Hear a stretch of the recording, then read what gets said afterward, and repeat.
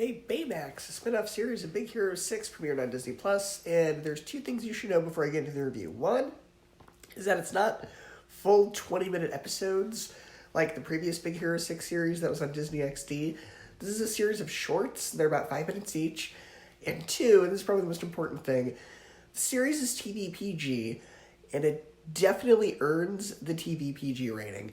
I would say either preview the show first before letting your kids watch it, or watch it with them and discuss it. And the reason I say that without getting too explicit is because I am a family-friendly channel. There's this one episode called Sophia. It's the third episode in the series, and it deals with a lot of the same topics that Turning Red did. There's a lot of discussion about female puberty and the changes that come with that. Now, it is done in a way that I think for the right age group, it fits, and it helps them understand the changes they're going through, and it could be a very helpful tool, but for the right age group.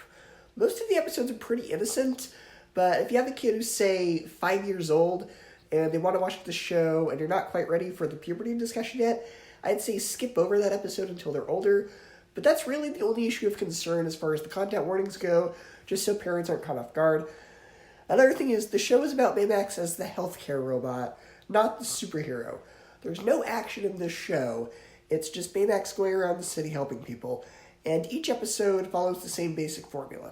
Someone will get injured, or they'll have an allergic reaction, or something will happen to them from a medical perspective, and Baymax shows up, tries to give them the treatment, the person's reluctant, he treats them anyway, they realize he knows best, they thank him, and then they have a heart-to-heart discussion, and that's pretty much it.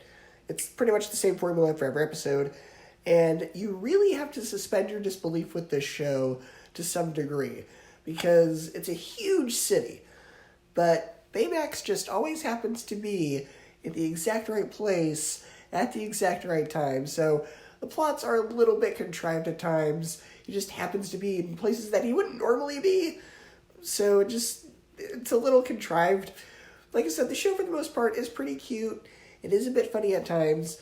And you put all the shorts together, but you have what is essentially a direct-to-video sequel broken up into 5-minute chunks. That's what this feels like if you watch these all at once, because they do build up. Like, everybody he helps does come back at the end.